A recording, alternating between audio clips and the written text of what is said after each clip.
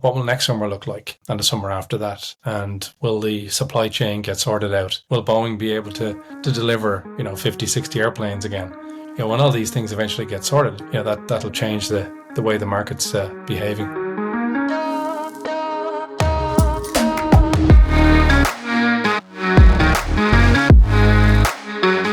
This is the Time on Wing podcast. Welcome back. I'm Courtney Miller with Visual Approach Analytics. With me, dutifully, as always, Garrick Deschavan of Collateral Verifications.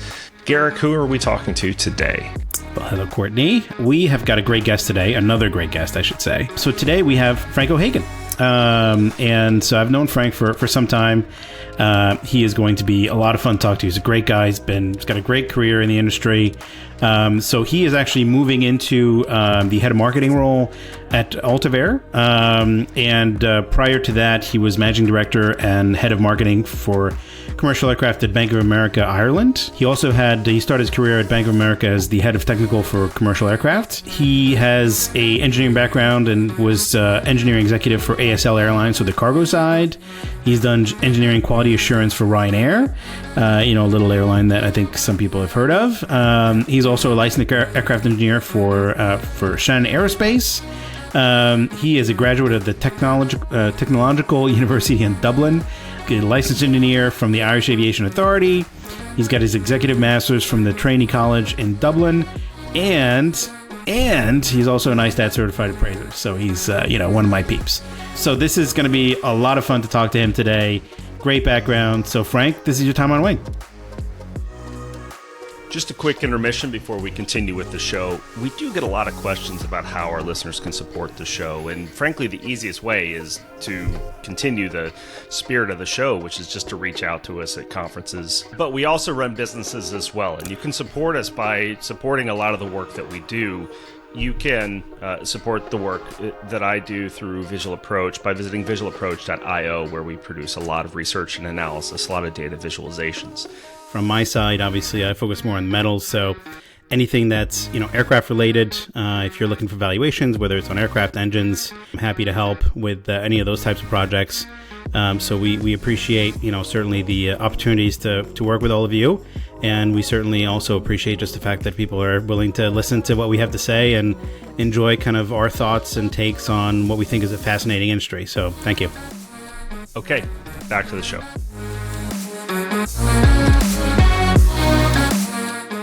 Frank, thank you very much for joining us today. As we kind of get started with all of our guests, we love to hear kind of how you got your start and where the passion came from, and kind of what took you to where you are today. So I'm gonna let the audience kind of hear where you came from and let you have at it. So please tell us. Sure, I could jump straight into it. I've been in aviation all my life. I grew up literally at an airport. And the background on that was my father worked at Dublin Airport. He started work there in 1953. And along with the job, he got an offer of a house on the airfield, with the proviso that the house was likely to be demolished due to runway expansions over the years. At some stage, it will be demolished. But 30 years later, it survived until the runway 2810 was built. And unfortunately, the house had to be demolished at the time. But I was 16 at that time, so I'd seen a lot of activity on the airfield at that point. I wasn't a plane spotter. I was just surrounded in airplanes. My bedroom window literally looked out onto the airfield. So I was awoken in the morning by the noise of engines starting, APUs starting, airplanes taxiing around. That'd wake you up pretty quick back in those days. If you can imagine the aircraft types that were involved, 707s and DC-8s and Trident 3s and BAC 111s, really noisy stuff. And they would certainly make the house rattle when they took off as well. But of course, back then there wasn't as many flight movements that there is today. But even still, there was, you knew when these things were taking off. It was, that was the start of it, being surrounded by aviation. I was always in awe of the airplanes, to see these huge, big airplanes, the Aer Lingus 747-100s, to see them trundling down the runway and trying to get airborne back in the day and just barely making it out over the city with plumes of black smoke out the back of the engines. it was an amazing sight. And just as a kid, I went, oh my God, how does that get up there? Like, how does that work? And I was just fascinated. I was always, fascinated about all things technical, but, really wanted to figure out how airplanes worked. We traveled a bit, a fair bit by in comparison to other families. We went to lots of places. As a kid, I went to Africa several times. I went to the US several times, went around Europe. So, I had a great opportunity as a kid to travel and see JFK Airport and see how cool it all looked. And it looked like it did on the movies. And, it was just a great experience as a kid. So, being surrounded by airplanes coupled with flying on them and enjoying the flying experience. When you want to be in the industry, there's no better way to do it than fly around the world. So really, really cool times, really great fun. But there was a downside to one of those trips. I actually went to Kenya for a month just after I finished school, and the trip was a bit longer than planned.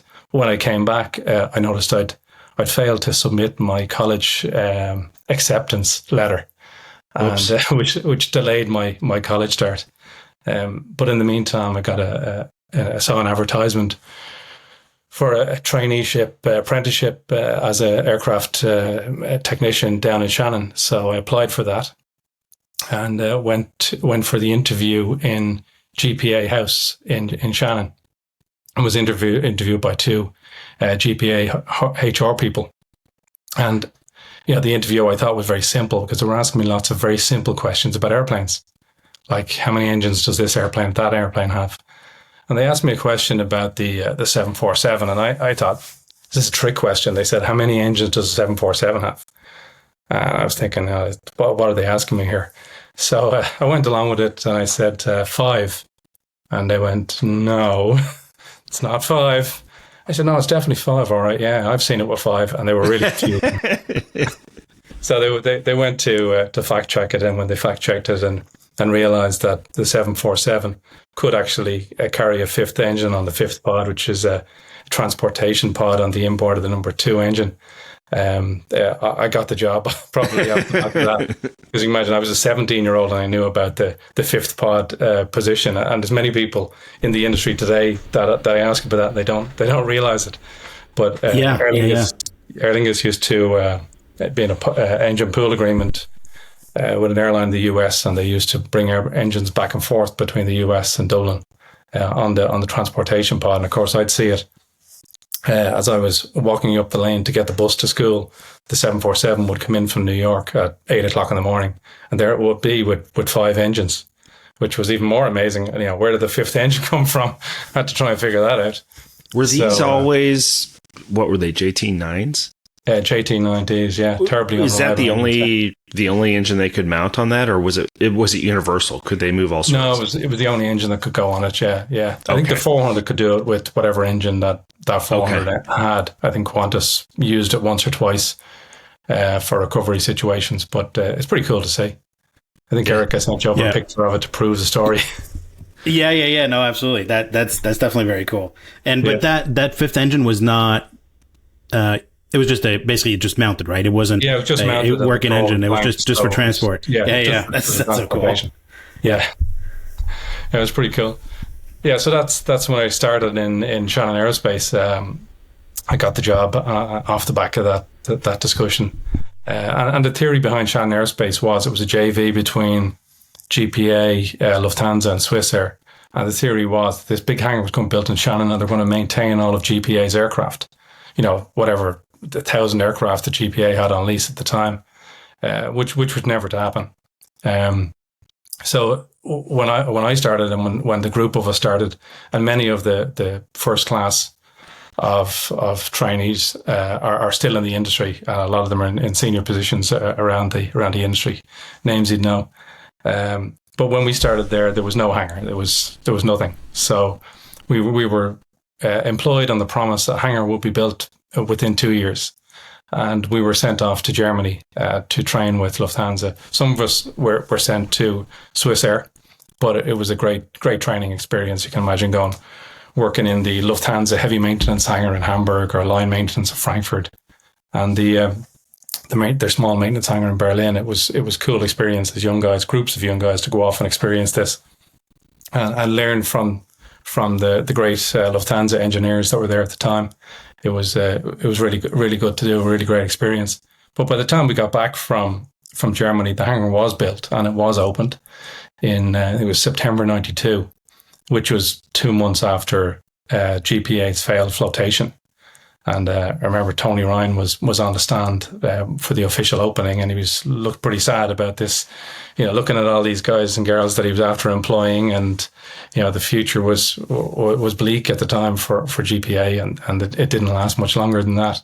But then it became a Lufthansa Swissair facility. Swissair eventually failed, and then Lufthansa took it over as a 100% ownership at the time. So it was a great, a brand new, modern, heavy maintenance facility. Great place to work. Lots of great friends there. Great experience, and lots of heavy hands-on experience. I was an avionics guy, so I was running wires and doing modifications and stuff on the airplanes. So it was a great experience. But I was there for about 5 years, and I had ideas of wanting to work line maintenance and be out in where the action is on the airfield. And thankfully, I got back to Dublin and I got a job at Ryanair, who were a small airline at the time. They had 11 aircraft when I joined. They just finished with the 111s and had 11 737-200s. And it was a cool airline to work for at the time. It was just finding its feet. I didn't realize the turmoil that was going on in the boardroom at the time when they were trying to define their business model. It was struggling. The airline was at the time. But I think they defined it well and they got it right, and look at the success they are today. But I worked at Ryanair for 5 years as well, and during that time I went from line maintenance into engineering quality assurance, which was oversight of maintenance standards role, where I got to deal a lot with the aviation authorities, which was great experience. Learning from some of the senior guys in the aviation authorities that would come out to audit the airline. And of course, Ryanair always got a detailed scrutiny from the authorities because they must have been doing something wrong, the startup airline, But now I was always able to prove that they were doing everything exactly right, and got to develop in that role. And by the time I left, they had 21 737-200s, and we're just starting to take the 800s. And that was one of the big jobs was getting the first 800 into the fleet, which was in 1999. And a lot of, entry into service, training and all that stuff that had to be done for all the guys to get the airplane, get it in a position to be able to certify for maintenance, etc. But it wasn't long after that I got an opportunity to go over to a cargo airline, which sent me back a few years because they had an aging fleet at the time of 727s and A300s. But again, a phenomenal learning experience, because the role I went into was head of technical services, which would be looking after all the maintenance management, all the technical support for the aircraft on the line. So it was pretty technically intense for a few years to manage those airplanes, which were 1960s 727 converted freighters. So they were fun to deal with. Which airline was that? Which cargo airline? It was called Air Contractors at the time. Okay. When I joined it, it's now called ASL Aviation, and they're an Irish-based ACMI type operator that operates for DHL, FedEx, and the like, and Amazon nowadays. But back then it was primarily DHL with the 727s and A300s. Okay, so you were working on an airplane that I would consider the pinnacle of kind of individual engineering. The 722 is just... I went through flight engineer training on the 727, so had to memorize the AC system, the pneumatic system, the DC system, syncing the buses. I don't know, all these things, but it was just this brilliant design to a very Boeing philosophy. But you also mentioned the A300s in there, and I'm thinking back to my time at DHL, especially in the cargo world. It's still this way, where Airbus is still it's hard to call them new, but they're not as prevalent as Boeing. What was it like going from a 727? I would assume, are these 200s, 100s?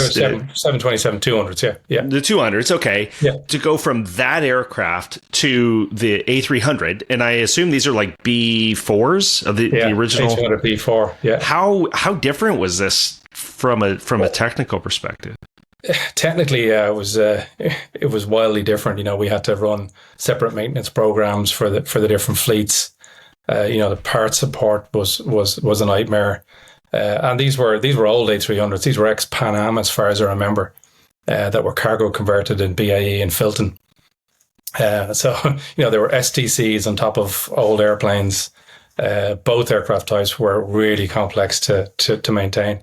The STCs on the 727s were crazy stuff, and some of the STC holders barely existed. I think I remember one point calling them, asking them for a maintenance a supplement for the maintenance program, and they said, "We don't have one. Do you have one?" I said, "Yeah, I have an earlier version. Can you send it to us, and we'll update it and send it back?" This was cowboy territory, and I said, "This is crazy stuff." But they provided a lot of entertainment for tech support and for the line maintenance guys to keep going. Aer Lingus provided maintenance support on them at the time, and so some of the guys involved in that are still in the industry as well. But yeah, the A300 versus the 72 was like two different types. It was really, that was like the original kind of just the challenge, especially on the cargo side, right? To have definitely. But those two old fleets. Three person cockpits. They both had the flight engineers panel, so they were tricky airplanes. What was the benefit from having both on the certificate? It was just the contracts, I think, that the airline had at the time. They one operated for DHL and one did another contract for another provider at the time. Okay. So that was the reason for the types. But then other types came along, and that employer was a great learning ground for figuring out different types. The most exciting one was the Hercules C-130 or the L3A2G, which was just cool. And it was around the time of 9/11 actually. And air contractors had a contract to provide oil spill recovery with this airplane, with this Herc, and I had a big tank of detergent in the back, and spray booms that went out the back ramp, and they could fly low level over oil spill. So they had the contract, but the aircraft was South African registered and based in Dublin. So it was only on a temporary permit to do it for a short while, but then the aviation authority said it had to be put on the Irish register if it was to stay, and that was a challenge getting that certified. So a lot of work with the aviation authorities back to Lockheed and Atlanta to go back through all the old certification from the 50s to prove that the aircraft was safe and that it complied with the aviation regulations in Ireland at the time, and that took a year to figure all that out. But got the aircraft on the Irish reg, and that sort of kept the airline going, because a lot of the other contracts at the time were falling away post 9/11. That just a lot of business was in a major slowdown. So the Herc kept us busy for a while and kept the airline going before ATRs came along with the cargo conversions on 42s and 72s. How many of those Hercules were built? I think there was many. There wasn't that many. There were surplus to the U.S. Air Force production requirements. There was about 100 surplus that were made civilian certified, and they went to pockets of operators around the world.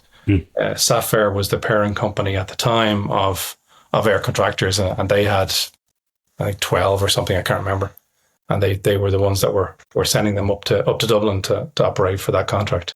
Yeah. Now, was that the first C-130 that was being put on Irish registration? It was the first one on the Irish. It was the first one on the European register. There was a lot of fear that a lot more would come after that, but there was only a second one ever came. Okay, and that was it. But it was pretty cool. It was a great achievement. It was a great project. I think we were all very, very proud of it, and it was cool to see it operating around Europe. 114 aircraft, the L100. Yeah, that's the one. Oh, this is fascinating. What a thing to have on your resume, Frank. I mean, it doesn't necessarily suggest you're the youngest guy in the industry, but it puts you in the running for the coolest. But I think I did check the other day. I think one of those airplanes is still flying for Linden Air Cargo. So you can imagine. Like, I think one of those aircraft was built in '72. One of the ones that I was getting certified, and I was born in '72, so it was funny. Yeah, meant to be. Going back looking for records for things that were done to the aircraft in the '70s. It was cool stuff. Yeah. Wow. Yeah. So then what was the transition to all of a sudden kind of going into more of the banking side? Right? Yeah, so, air contractors, with the name they had, they were doing everything, and that's why they rebranded to ASL. They were doing, leasing aircraft in, they were doing aircraft sales, they were leasing aircraft out, they were doing wet leases, they were doing every combination of arrangements. And I was involved in a lot of that. So I was getting a lot of experience on inspecting aircraft and buying aircraft, selling aircraft, and going through leases, even though I was working at an airline. So, it was a good training ground. And then I was approached by the bank who were setting up a new leasing platform in Ireland. And this was the end of 2007. And it was exciting at the thought of, helping set up a new leasing platform. What was really strange for me at the time was I didn't understand, how the bank worked, and how that would work in the longer term. And I joined in January 2008. So joining a great big bank, and at the time was everything was timing. I know. So we all seem to have good timing for that stuff. I left a perfectly good airline, and then I just started listening to the headlines in the news about Bear Stearns, and all this starts to melt down, and it didn't feel very comfortable there towards the end of 2008. But the aircraft leasing platform was in growth mode at the time, so it was actually a time of opportunity with the mandate that we had to go out and acquire some airplanes and bought airplanes from lessors that were struggling to sell at the time. So it was a good time to sort of grow the leasing platform, and that continued to grow all the way through.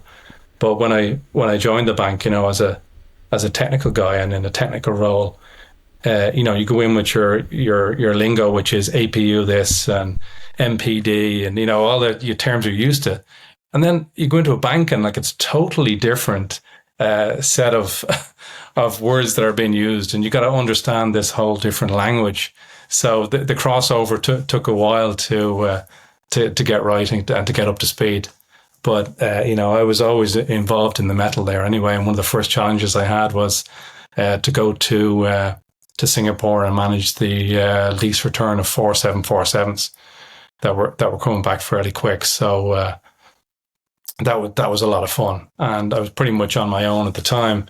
As I was the only technical person working in the bank at the time, so thankfully I was able to get through it. But I got a lot of help along the way, a lot of suppliers to help out with those transition activities. But it was baptism of fire for those first few years, managing those aircraft out, while at the same time trying to build new deals and do new business, and do pre-purchase inspections and deliveries in Seattle at the same time as doing lease transitions in Singapore. So it really got me up to speed very quickly on how the leasing industry worked and how to get these things done. So it was a lot of fun for those first few years.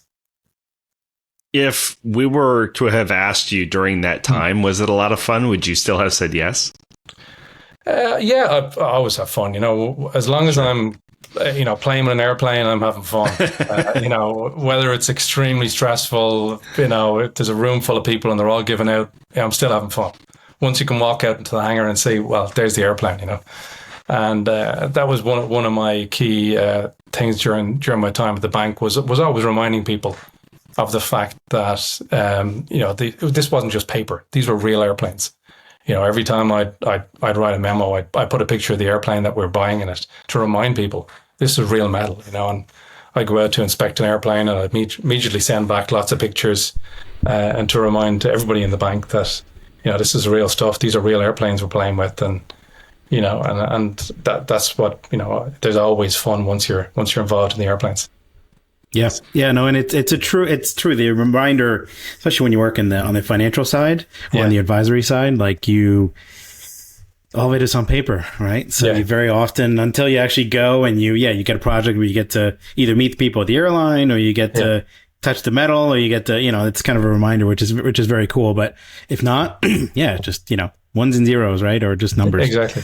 I'd always take whatever opportunity I could to go and do those aircraft inspections, when there was always a chance you could sub it out to somebody else to do it. But I'd say, no, I want to get out there. We're paying a lot of money for this airplane. I want to see it, want to get on board, want to meet the teams that are involved in it. And you learn a lot when you're in the hangar or out on the ramp at an airline late at night. You get the real truth about the operation. Which actually I remember that, because that was one thing about, using technical folks is you would get the, it's kind of like, oh yeah, by the way, I was talking to one of their, our guy was talking to one of their guys, and you'd be like, he was mentioning this, that you might want to tell your client, because it's, it wasn't great, or it's like, this is what they're doing. And so, you definitely get the kind of the inner discussions of what's going on within the airline, which is really interesting. Yeah, it's a great way to get the behind the scenes view, and having a background in auditing maintenance facilities. I knew where to look and what to ask for to get a good handle on it. But in the years that followed, I recruited a maintenance team, a technical team into the bank. 3 great guys who then took care of all of the maintenance oversight and technical activities for the bank, and I was able to focus on my commercial and marketing activities. And then I moved into a pure marketing role. But even still, my responsibility was very broad, because I was growing the marketing team as well, and looking after both new business origination, but also sales and trading of aircraft and the remarketing of aircraft. So I had to be very connected to a lot of the airline clients that we had to find homes for airplanes that were coming off lease, or stay close to the aircraft traders, the other leasing companies, because we might be buying airplanes from them or selling airplanes to them. So it was a very, very broad role, but it was great experience as well along the way to get involved in all aspects of the sort of marketing activity. And that's probably not an opportunity I would have got if I was, in a bigger leasing company where I'll be just doing a certain role and and going deep on that role. But it was a great experience to get across the board. Nice. And so, obviously you're now you're moving on to Altavair. And so can you talk about maybe some of the, like, what are some of the things you're going to be doing for them? Yeah, so looking forward to starting there next week, and I will be their head of marketing here in the Dublin office. Responsibility for all things marketing. Again, a very broad remit, covering off on remarketing and other things like that the company's doing. But Altavair has a diverse portfolio, which is really exciting. Lots of cool airplane types, lots of great clients. So looking forward to get into the weeds on those deals and see how I can contribute. And also the key thing is growing the business and finding the right deals that match their appetite to grow it into the future. So you're really excited about that, yeah. Probably can't get into it much yet because I haven't started work there yet. But as soon as I will, I'll be back to give you the full Altavair story. But they're a great bunch. Let's get it on the calendar, Garrick.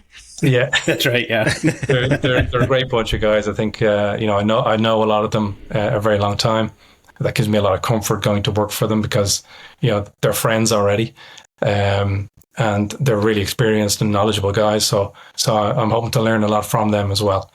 So really looking forward to that and excited about it. So which is great. So I mean, the cool thing is that we're going to have at some point in the future here, we're going to have Steve Rimmer on the podcast as well. Excellent. So we'll get the lowdown on what he really thinks of you. Which is great. I've got my first question locked and loaded. So Frank O'Hagan, really? Really? So that's the next chapter in the book, and yet to be written. So looking forward to an exciting chapter there with Altavair. Yeah. So, I think it's a great segue into, maybe kind of focusing more on the leasing side of the business. Obviously you've been involved in there for over 15 years now, right, on a full-time basis. When you look at where we are today, when you look at where we've been over the last, 15, 16 years, like where do you see the biggest challenges kind of going forward, right? What's your, as a head of marketing, like, how do you go in there and how do you, talk to your guys about, or guys and gals, about kind of like, here are some of the challenges that we're going to be facing and here's how we deal with them. Like how do you look at that? Yeah, certainly. When you look at what the industry has been through, during my time in the industry, and, you go back to, the start of the aircraft leasing industry. I won't go too far back, but if you think of GPA and ILFC and when they were founded, that was back in the 70s when there was surplus aircraft because there was lots of hijackings and people didn't want to fly. And that sparked the creation of aircraft leasing. And then you had shock after shock, whether it was the Gulf War and the impact on fuel price, or 9/11 and the impact that had on the industry, COVID. These events sort of shaped the industry and defined the fleets anyway that are in service throughout those times. Hopefully we won't see another major shock like that in the near term, but you got to expect that the industry is going to go through further cycles in the future. But I think one of the biggest challenges now, today, is just the amount of players that are in the industry, and the amount of newcomers and the amount of, investors that are realizing the value in airplanes as an asset class to finance. They're just, apart from being cool, and great toys, they are, a highly mobile asset. They are, operate in a very highly regulated industry. They're very well maintained. They hold their value to some extent very well. So they're great assets to finance. So lots of people are, lots of savvy investors saying, well, this is the right industry to be in. Look at how it's gone through all those industry shocks, and look how well it's come out the other side. Look how well the industry got through COVID. Russia, of course, is a problem for everybody that owns an airplane that ended up there. But across the board, the industry does very well throughout these phases. So I think the challenge is the amount of people the amount of participants in the industry and the competition, and some of the irrational behavior sometimes that we see that's hard to compete against. I think that's going to be a challenge for all leasing companies going forward. It's how to build business and how to do the right deals for the right reasons. Despite the amount of competition that is around every deal. I think, Eric, we talked about this before, but every segment is crowded.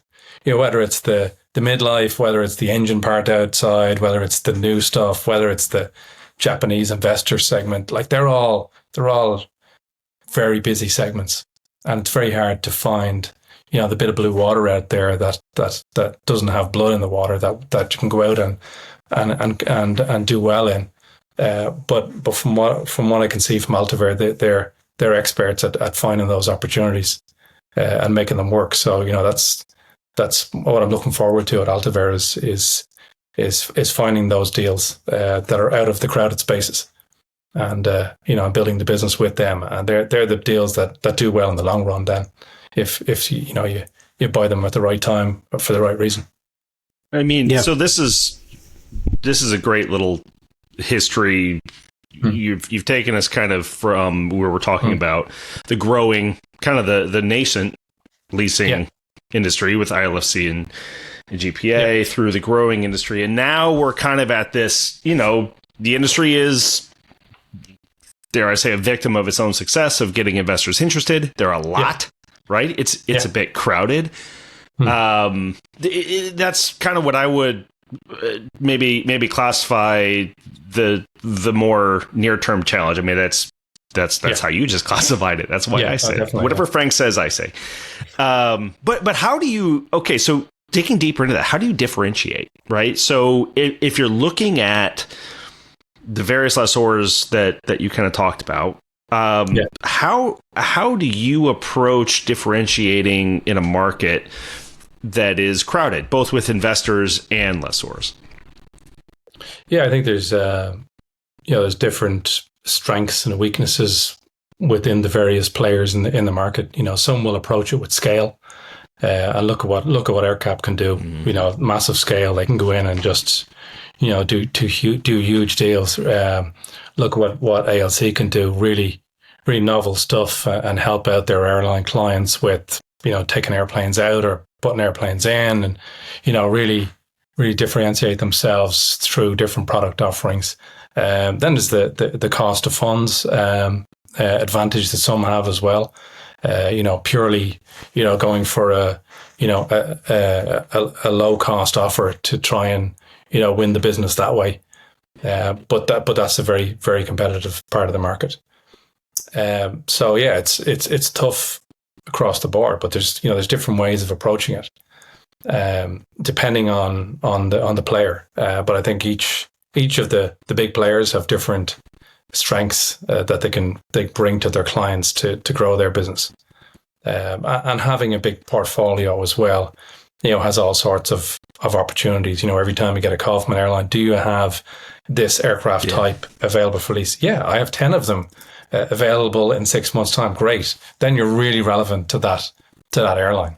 And then as soon as you go back into that boardroom, you can throw in a few extras, and get some other long dated deal put in there as well. So, each lessor has different strengths when they go into that negotiation.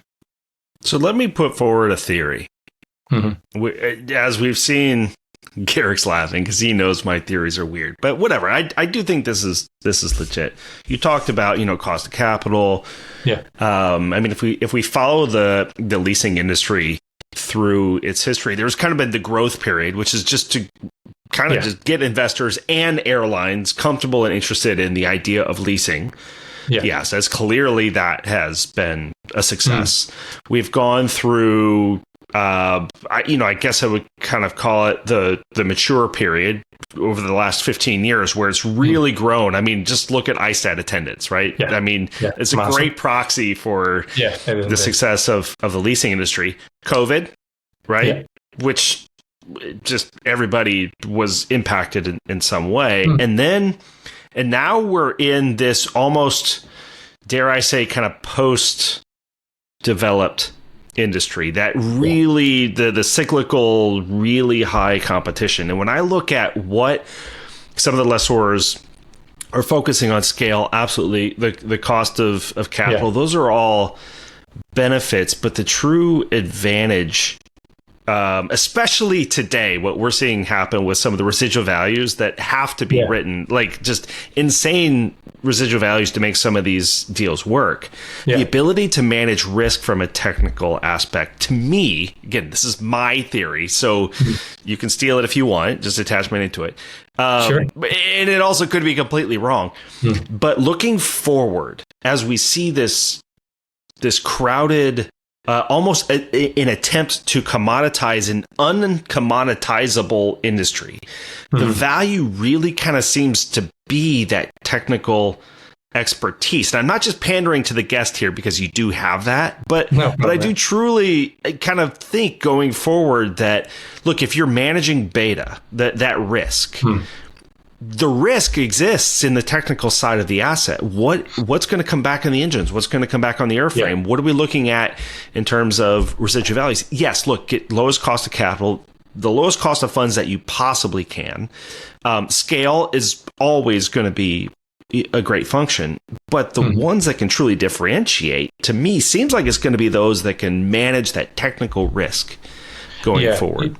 It sure is, Courtney. And, you think about any aircraft coming towards the end of its lease or the end of its useful life. It's, that's probably where the real value gets found. It's how do you play with those bits towards the end when you have to really realize those residual values? And, whether it's through selling as individual parts or selling a complete aircraft, or leasing to, riskier credit, whatever happens to be. But that's really the time when it all comes home to roost, is at that stage of the aircraft's life. And if you think of all the growth that we've seen in the industry over the last years, we've seen exponential growth at a number of the lessors. And if you think of the natural evolution of any company, that goes through its sort of growing pains, growth, then exponential growth. At some point, it's going to peter out, and it's going to start to come off the peak, and start to come down. And I think during COVID, we expected a number of lessors to, fall over, but we didn't see it. And then with Russia, we thought that was going to really kill a lot of people. Didn't see it. So, is it just a natural evolution of these companies that, creates the issue for them rather than an external shock? Is it an internal, evolution that impacts them when their leadership has to change, when, people retire, when whatever the reasons are, when their company sort of has to go through a change and it's not ready for it?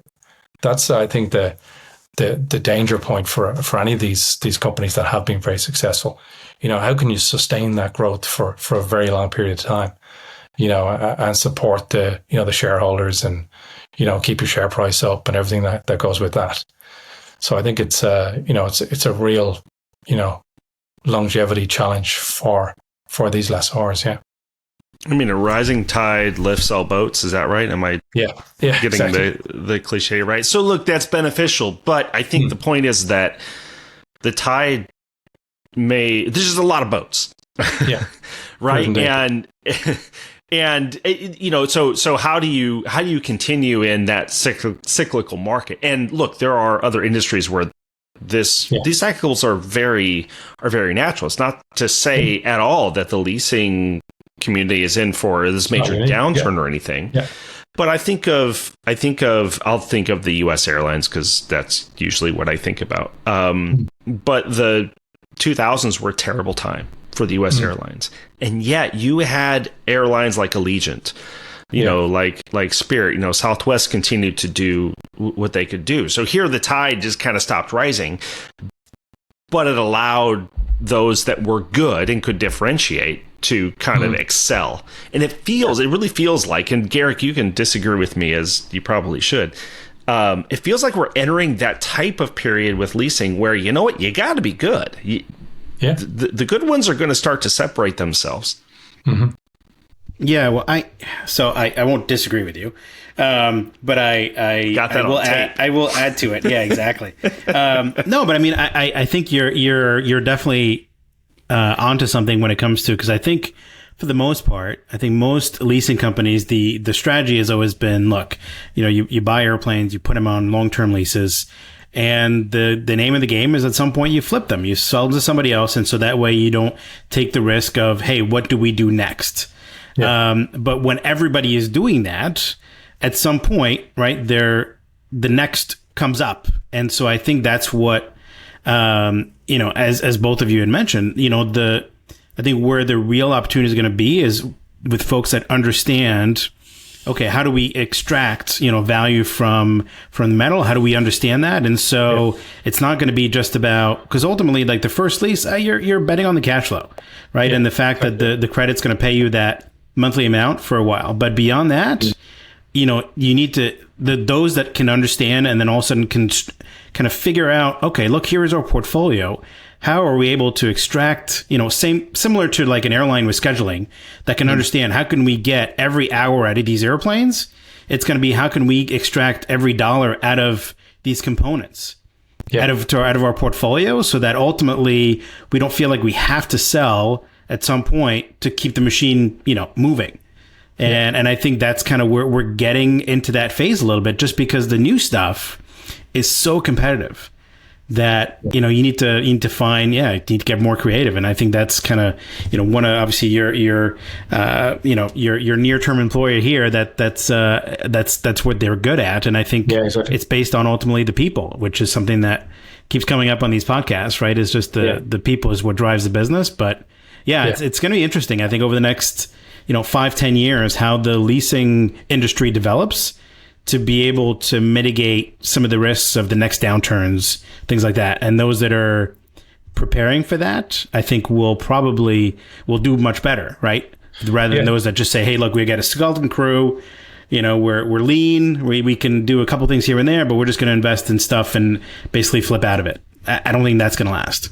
Yeah, that's it. I think we talked about this before. Is how long is it going to last for? It's hard to predict. Had some conversations recently that talked about. I was looking at some airlines that reported their results, and they talk about a softening in ticket prices. A softening in passenger demand.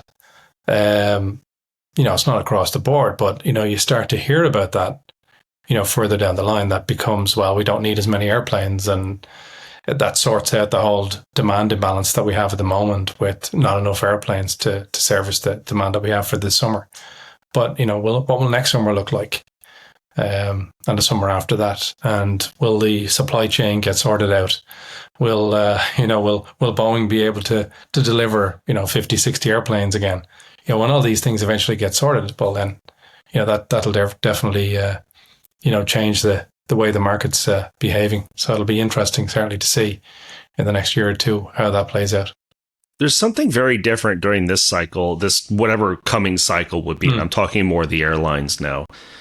And we've never had backlogs this long, particularly on the narrow bodies. They've never been out this long. I mean, we're into the 32, 33. If you want a 320, and the only reason it's out there for the MAX is because they just can't chew through the backlog fast enough. Yeah. But that means, if you think about that, that means that there are guaranteed, there are airplanes with deposits next to them that have been paid that will be coming through the next cycle, the downturn, whatever that downturn is going to be. Right. Yeah. I'm not saying it's tomorrow. I'm just saying that over the next 8 years is pretty good chance that we're going to have that. Yeah. And that always happens. You always have those airplanes continuing to deliver during the downturn. The only difference is how they get financed, and will the financing, step up. If you think of the likes of the 777X, there's a huge amount of those have been built already and are sitting around in Seattle. And you start putting engines on them and start getting them certified and start rolling them out for delivery. And suddenly, there's a wave of financing required to get all those airplanes into the sky. And if we're in the middle of a downturn at that point in time, that won't be pretty. So, there are things that can have an impact on the future. Okay, I want to expand on that because that's really interesting to me. I tend to think about shortages in terms and oversupply shortages in terms of aircraft seats, the actual, butts and seats type of thing. Yeah. But there's another completely different element that you just alluded to that I kind of want to flesh out a little bit. And that is supply of capital as it relates to the aircraft that need to be financed. And what I find so interesting is that even with interest rates coming up, there is still some capital that's out there, but it's not piling in like it was during the last couple of years. Yeah, exactly. But we just have so few airplanes for the capital to go to. Yeah, and that's right. it. You mentioned the 777s. What's that, Garrett? 200 million a pop, right?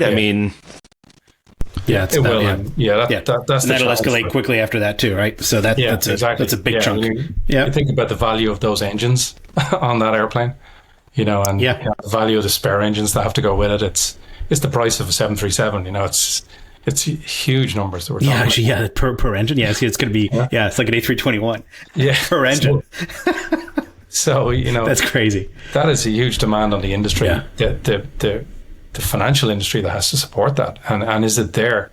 And if you get an airplane that's not a sweet spot for the majority of the financiers, well, that's a problem.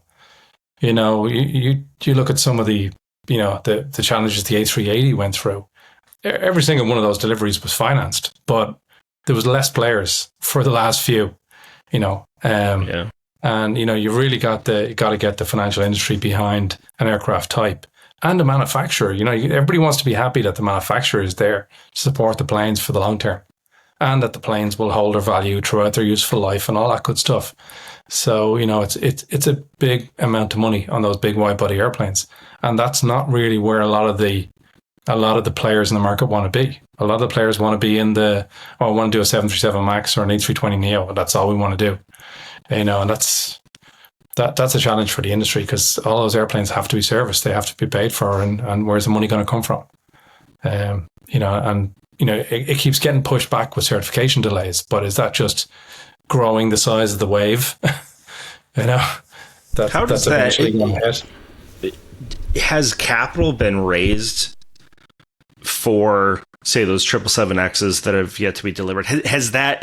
Are we within that cycle where there's capital that wanted to be deployed, or have they just not yet raised the capital? I don't think those airplanes? There hasn't. No, nobody's came to the market looking for financing for any of those airplanes yet. They can't. The delivery is too far out. There's some people talking about it. What if it delivers in 2025? It's not going to deliver in 25. It's only conversations at the moment. But no. I'm thinking more about the supply of capital looking. Yeah. So when people are doing their long-term capital forecast, so I say capital when I'm talking about the deploying capitals from the investor's standpoint. Yeah. Have they injected money with the idea? Has that money already been earmarked for, say, a wide body wave that is now delayed, so the money needs to find home, or have they not yet earmarked it for something like that? I think that's likely. Yeah, I think there has been money that would have been anticipated to be deployed on wide body aircraft that haven't delivered, and that's getting redeployed into Maxes and Neos wherever they can find them, and that's adding to the quantity of players and the competitiveness of the players that are in there. They just want to get this money away and get it working on those airplanes. That's a good point, Cordy. That's probably happening. All right. Really, where I'm kind of going with this, Garrick, is that, we've had this conversation over and over again. Frank, I know you've been a part of many of them. The inevitable, assuming that what we just talked about, those levers are kind of moving in that direction, a lot of things can happen. But from a macro perspective, it just means lease rates are going to have to go up, because the oversupply of capital will suddenly be, an undersupply. But it's not a huge thing, and it's gonna want to work more. Yeah. Who knows what interest rates will do? But it's an interesting lever that I don't always consider in this business. When I think of supply and demand of seats, of aircraft, of passengers, really the capital itself is its own dynamic, and we could be entering kind of what do you call them, diverging waves, or really interesting. Yeah, I I think on this, especially on the wide body side, I think what's really interesting is you have to wonder, are airlines changing their strategies based on what they've been going through, right, with wide bodies? Because, I think one of the benefits of putting money, in financing or leasing with the wide bodies is that typically you're going to deal with the top tier credit, right? So you've got, a pretty good feeling like, look, these guys are going to pay. The problem is always, okay, what happens after 12, 14 years when they decide that they don't want the airplane anymore, and then what do you do? But I think with everything that's gone on over the last 4 years, I wonder, if airlines are looking at these pretty large investments in these assets going, you know what, the whole switching and going to the latest, we're going to keep these airplanes probably for 20 plus years, because we don't want to be in the situation where we don't have the capacity that we need. And we need these airplanes because these are our flagship, airplanes, right? These are the ones that are showing our brand. And so I don't know if that's something that'd be interesting to hear from, some of the top carriers out there, whether it be like an Emirates or Singapore or Lufthansa, or, to see how they're thinking about their wide bodies. And the fact that they don't want to get caught again with what do we do now? Right. But it's, and I think that maybe that changes the thinking behind the financing of these airplanes to kind of go, you know what, the likelihood of these guys keeping the airplanes is pretty high, right? Based on what they're going to be putting into these airplanes.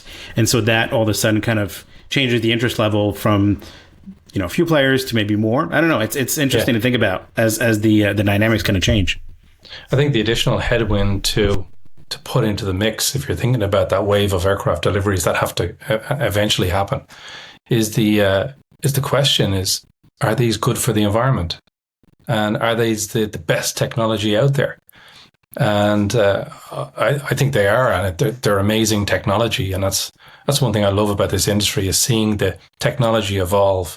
If you think back to the 727 that we mentioned, and I remember working on that, Courtney, and then going to see a 757 and going, wow, look how advanced the 757. It's so cool. But even the way it's built and the way it was, the ease of maintaining it, that and the 76 were great airplane types.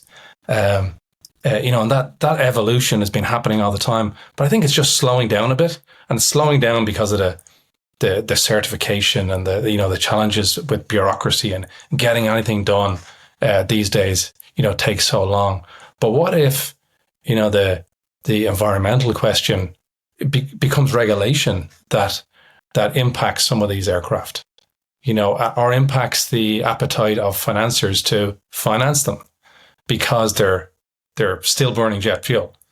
And the perception from people outside of the industry, or even within some companies, that, well, why can't you just put electric engines on them and they'll be fine?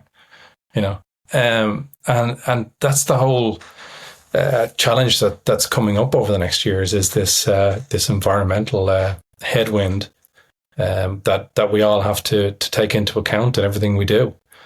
So this is an analysis I want to do at some point. As soon as I get an intern that will work for no money, which is really kind of look at how often just the term like ESG and sustainability is used in public comments. I think it might be dropping. I think so. Off of a peak. And I think that's also a good thing, and not for the reasons that you might suspect. I think it's a good thing because now it's becoming ingrained in the business practices beyond just a PR thing of, oh, hey, look, we've got the 3 magic letters that, you should think of us.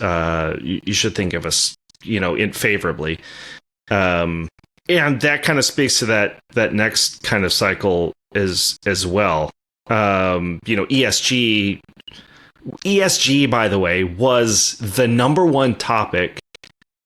The number one, I don't know if it was a threat, but the number one change in the industry that was identified at ISTAT 2020 in Austin, like in March. Yeah, I remember well. Every presentation, the first slide, ESG. And COVID was on the list, and they still picked ESG, and they were only like a couple days from what would happen. But you're right? Like, so progress is slowing. Like, this is what I try to explain to everybody. And it's very natural that progress slows because it's getting better. So the incremental benefits are more expensive to attain, and they're lower in magnitude because it's the curve, right? It's how we move down that curve. So you start to get further and further out. And then there's the question of, and you alluded to this, what could reset that curve a little bit or kind of move us back up the curve? And that's regulation. If they say, hey, congratulations, your fuel is now twice as expensive. Well, then, 7% fuel burn improvement is now kind of an old 14% type of thing. Yeah. If you think back to, what pushed those 727s out of service, it was regulations. It was ICAO. Noise regulations. Noise. And we tried our best to keep them in service with hush kit mods. We call them the whisper jet. With all those sort of STCs to keep these things flying, but they, the numbers were up for them because of those regulations, and that's the challenge to watch out for. It's what's the risk of regulations coming out that could impact existing or new delivery aircraft. Because do the people writing the regulations understand the pace of technical evolution? It's slow, and it's going to take a long time to happen. It is, yeah. So I'd like to kind of just go back a little bit, Sure. And talking about kind of the importance of, maintenance and the importance of the skills behind that. And, it makes me wonder, when you look at the leasing industry itself, will there or should there be a need to, kind of divest a little bit or invest into, the MRO space, or will we start to see that more, especially with larger lessors that have fairly diversified portfolios, because of the challenge that we're seeing today in terms of, it's great, you're getting an airplane back, from the airline, 2 months from now, okay, great. Now I got to wait in line to put my engine in the shop. Exactly. So you're not able to redeploy the asset faster. And so I wonder at what point do we see lessors investing in that space, not only because it allows you to also diversify the revenue pool that you've got, but also gives you potentially an edge on getting, having access to those, different resources to be able to keep the airplanes flying. I think it's a really good point, Garrick, and it's a really good idea. In theory, that a lessor should have a big empty hangar to do all their maintenance in really cheap. And that was the theory behind Shannon Aerospace, when I started in 1990, was that this was going to service all the leased aircraft. But in reality, when you've got, that responsibility for maintenance in the lease is really delegated to the airline. It's really up to them as to where that maintenance gets done. And at the end of the lease, of course, it can flip over to the lessor and they can choose to put it into A, B, or C hangar. But you have to be a lessor of enormous size to have a stream of maintenance requirements sufficient to fill a hangar. And then I've seen it in the past where, a lessor owns a maintenance facility and wants to take priority over the full fare passenger, as in the full fare client that has their aircraft in there already. And you're saying, look, I need my aircraft as a priority over that one. And they're saying, well, this airline's going to put 10 checks in over the next year. The returns aren't great on it, but they're a great, reliable customer. And you only want to put one aircraft in and displace that aircraft. It's not a great relationship, and it's not a great dynamic to try and to keep going. It can get messy, but theoretically it is a good idea if you could get enough of a need to fill a line. You need a line in a hangar to be fully kept busy with a run of aircraft. And the challenge for lessor checks is that they're not normal, simple, scheduled maintenance checks. They're complicated checks. They want to move a cabin mod, move a monument, or they want to do an avionics mod or do something in the cockpit. All of that stuff is, takes a lot of time to plan, to implement, to get the parts. And you can't really just drop that into a hangar too easily. And that's the reason a lot of the lessors, rock up to a hangar and with this weird check pack, which is not the normal check pack, and they say, can you do this in 2 weeks? They're going, well, no, that's going to be more like a 2-month job. And you're halfway between two airlines, and you've got other airlines coming in and out, hanging all over this aircraft. And these checks just become a mess.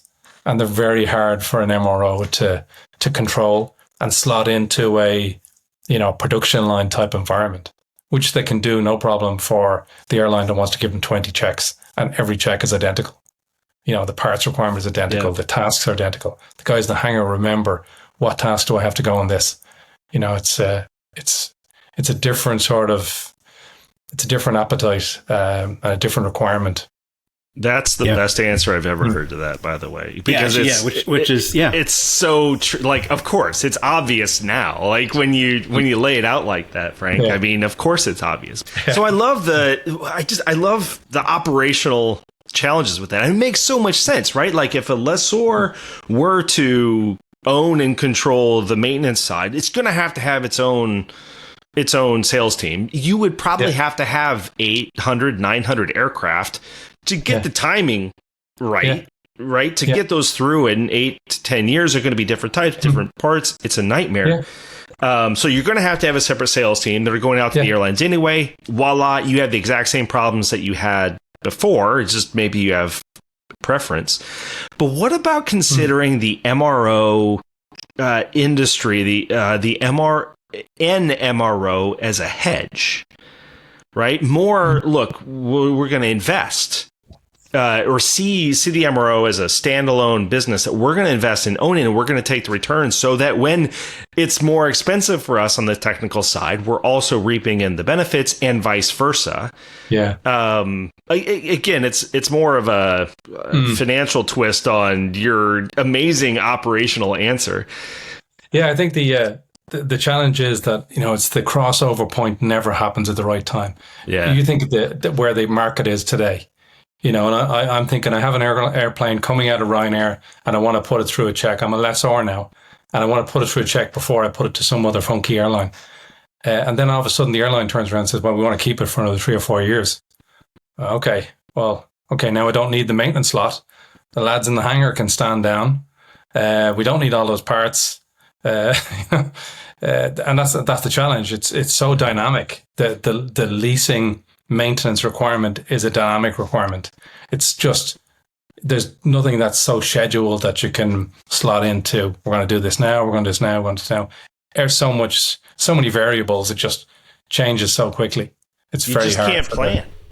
Yeah, I would assume that most airlines, the scheduling would probably be very similar, because it'd be like, well, most airlines want the airplane before their peak season, which is like summer. So we're going to go through, between January to, March or April, we're going to put all our airplanes in the shop. Yeah. Well, you can't do that. Exactly. Yeah. And then they're all going to come back, like it just, it's which, I mean, as Courtney said, it was a great explanation in terms of, because from my standpoint, you kind of look at that space and you go, all right, so what else can lessors do? Yeah. And what are the things that, kind of throw bottlenecks or things like that? And where can you diversify revenue base? And so that avenue makes sense. But then when you start looking at breaking it down, it makes total sense. That it's kind of like, it's not that simple. Yeah, it's not as easy as like, no, we're just going to, we'll invest in the shop and we'll get priority. And it's like, not really, right? Because then all of a sudden you're like, well, no, I'll tell you how you do it. Instead of investing in the MRO, you invest in the talent, and you pay guys like Frank like an insane amount of money to manage these technical aspects, to get to just, here's where it just goes back to that good old fashioned relationship, right? You call up, Joe Schmote MRO, be like, look, hey, it's Frank. You got a spot for me? Come on, we go way back. But that's what's happening. That's what the guys, the technical guys, the leasing companies, that's exactly how they get priority, because they know the guy that runs the hangar because they worked with him 20 years ago. And that's the great thing about this industry. Yeah. It is the relationships that you have from 20 years ago. You haven't seen this person for 20 years. And suddenly you walk into the hangar and you go to the boardroom and in walks 3 people that you worked with 20 years ago. And oh my God, this is great. I'm back with my friends again, and we're here to negotiate a maintenance check. It's always like that. No matter where you go, you could go to Australia and walk into a hangar and meet people you worked with. I think everybody in this industry moves around so much. I think everybody in this industry loves to travel. So, if you're working in Seattle one day, you could be working in Singapore the next, and people jump around and you meet people all over the place, and those relationships are so important. We have to be the smallest global industry there is, right? Exactly. Yeah. You just go to ISTAT and look at how everybody knows everybody, and it is. I know. Cool. Yeah, and which is good and bad. You go to these events, months after month, and you're like, I just saw you. Saw you. Like, what else are we going to talk about? Well, I just saw you in another city on the other side of the world 2 weeks ago. Yeah, exactly. We follow each other. Let's go have a drink. Yeah, let's go have a drink. Yeah, that's right. We'll talk about something. Yeah. So I'd love to kind of shift gears a little bit, because there's obviously some stuff that you've been also involved in, which is really interesting. And so that's the Wayfinding Center that you got involved with. So I'd love to hear kind of more about that. What that's all about, your involvement. So it'd be great. Yeah, so the Wayfinding Centre was developed by Vision Ireland, who is a charity for vision-impaired people in Ireland. They're a great support company that helps people that end up with a vision issue with all of their support needs. And they invented this potential facility that would be a transportation training centre, and to enable people to learn how to travel in a safe environment. you can imagine anybody with a disability, whether it's a wheelchair or vision impairment or whatever it is, the thought of, oh my God, how do I go about traveling? Now, your life can be totally changed. Well, the idea of this facility is this is where somebody can come along and figure it all out in their own time in this safe warehouse, which has all of the common modes of transport. The facility has a train, it has a Lewis tram carriage, it has a double-decker bus, a coach, and it has an E319, which I help them with. So if we go back to that, I met them a few years ago, met the guys in charge of the charity and talked to them about this idea they had about this centre. And I just thought it was cool. It sounded really great. And they asked me, would I be able to help them get an airplane? And this was something that was on their wish list of maybe it could happen. It'd be great if we could. And I said, well, yeah, that's simple. And they laughed at me. Said, how could that be simple? I said, well, in my industry, that's what we do all day. We move airplanes around, we chop them up. That's easy. And so I went out to a few lessors and asked them, look, do you have anything coming off lease that you're planning to part out anyway? What we really want is the front section of the aircraft, the front cabin, front door back to emergency exit that we can use as a training module. And this has been done before lots of times. There's lots of training modules in airline hangars that are used for cabin crew training, emergency escape slides, all that stuff. So it's a common enough thing to happen. But never has somebody put one in a training center for people with disabilities. So this is a first in the world facility that has these real world pieces of equipment. There is other facilities in the world that have mock-up trains or mock-up aircraft cabin, but none of them have real transport modules.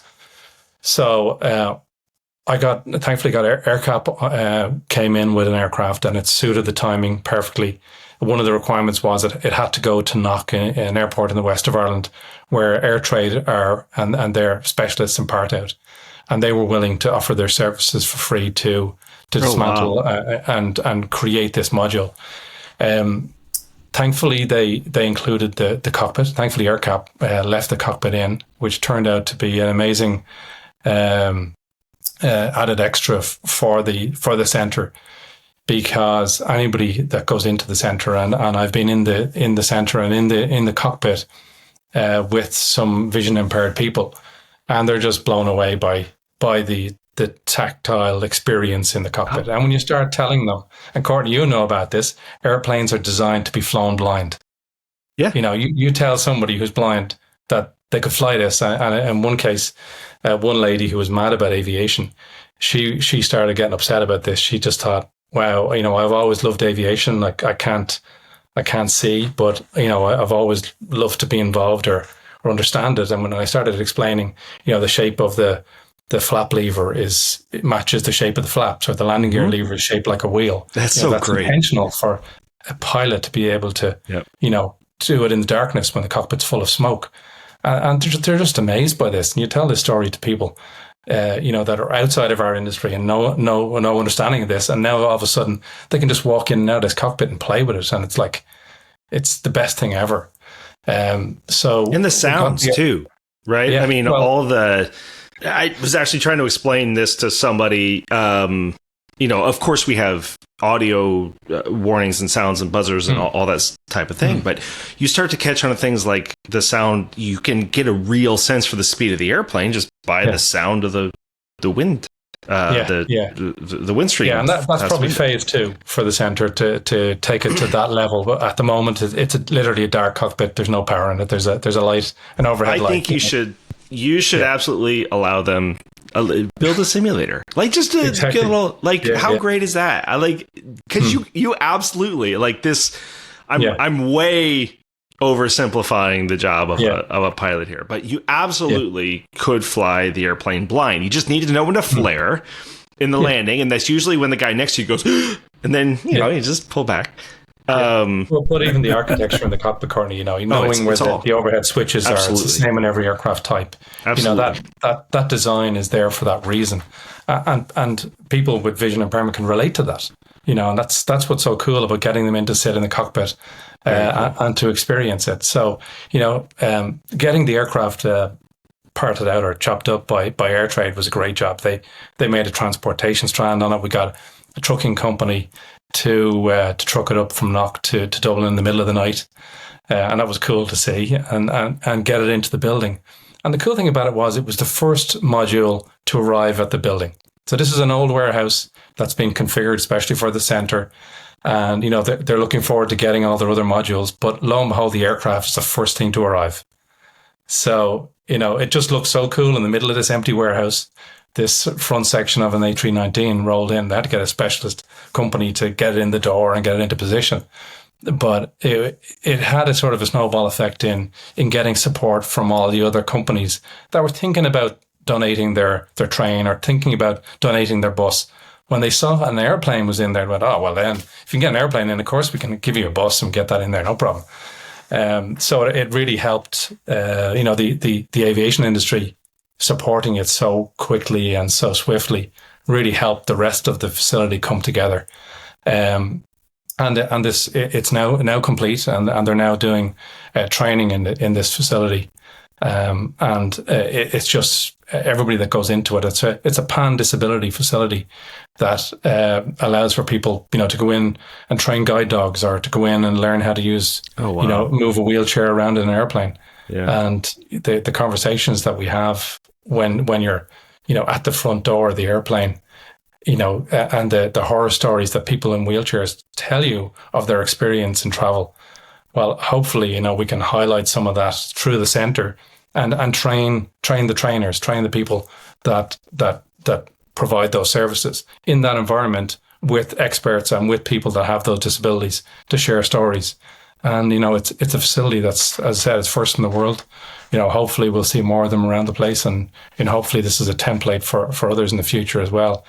But it's a cool project to be involved in. We all like to help out with charities, but for me, finding a charity that I can deploy some of my experience and my knowledge so easily to me, but to them it's invaluable, and and to see their appreciation for what we could do for them, for what all the companies involved could do was amazing.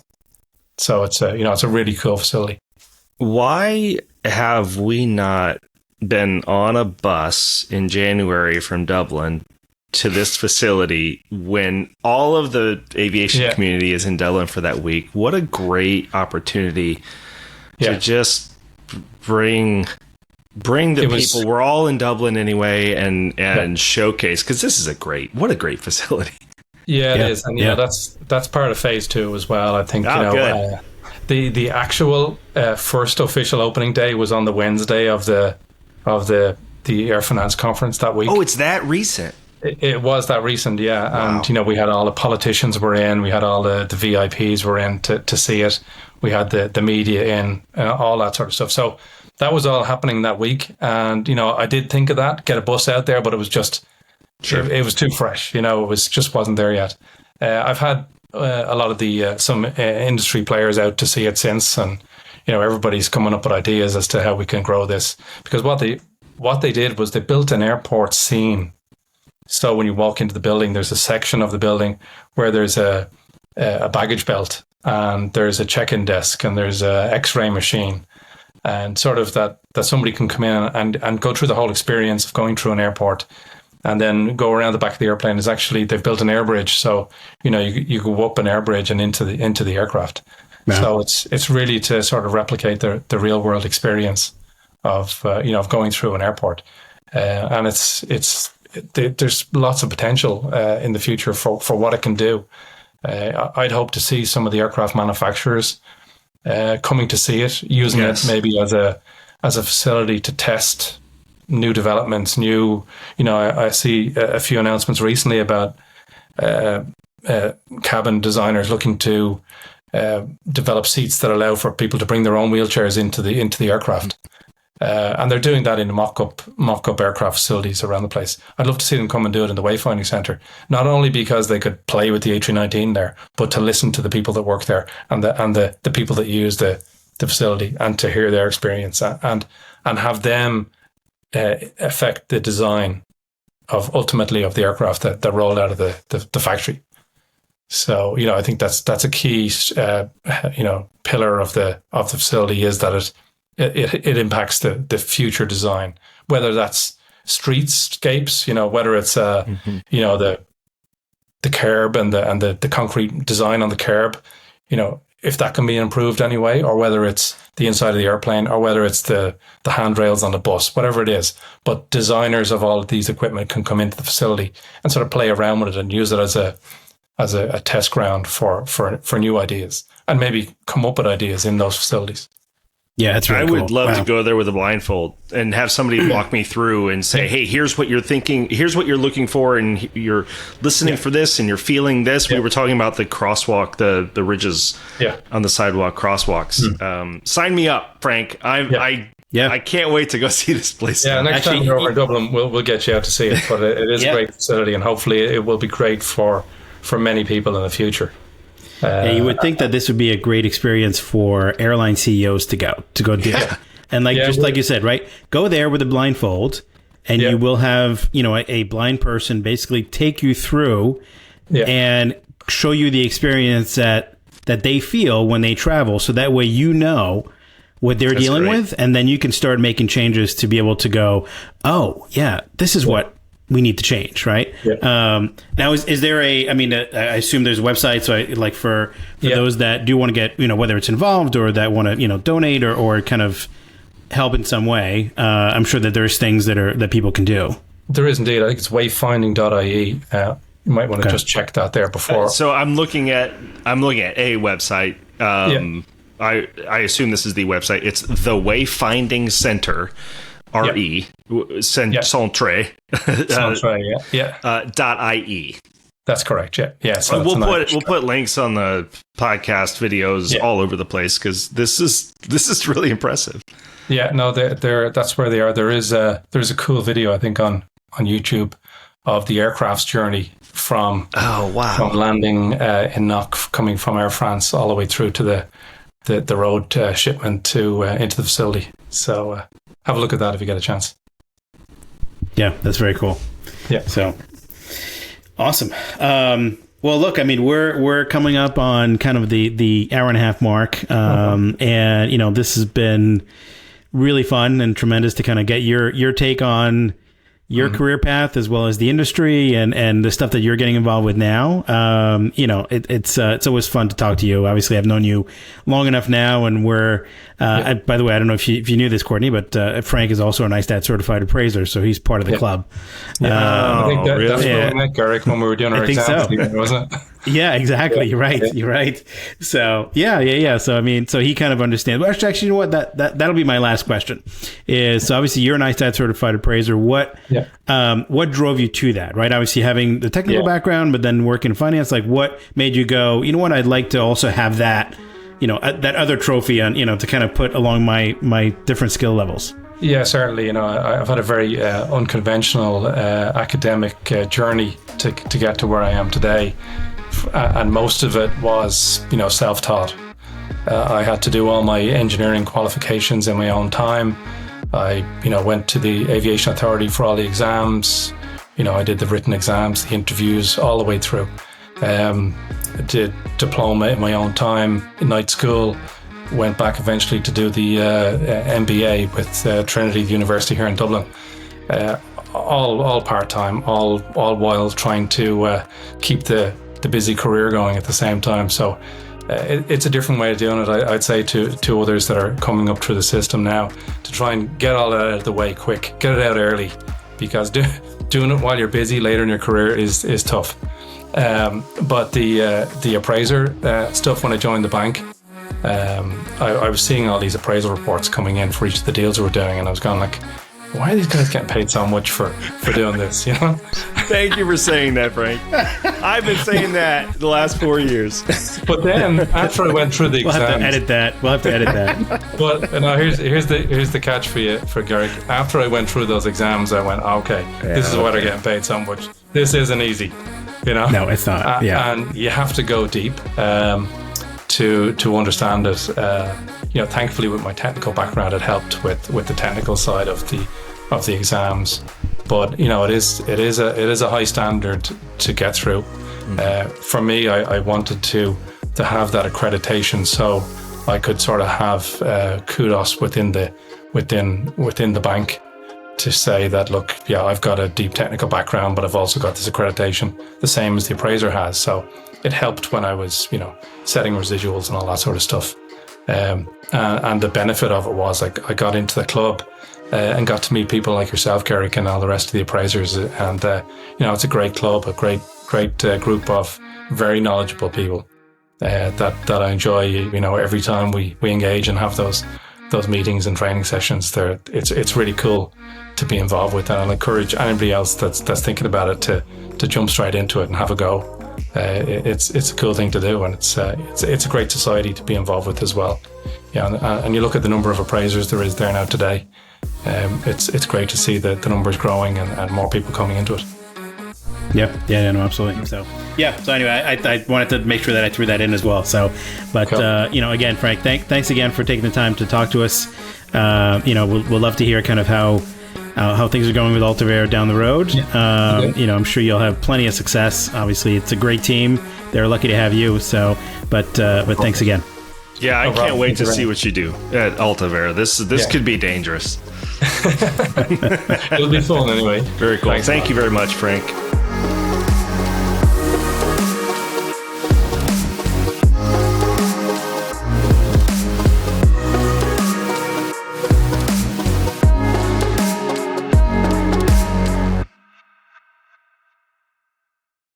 Great. I've got my first question locked and loaded. Yeah. So, Frank O'Hagan, really? Really? So, but people like to look smart. Yeah. I mean, isn't that why you hang out with me? It is. It makes me look smart. I don't think that went the way you thought it was going to go. No, not quite.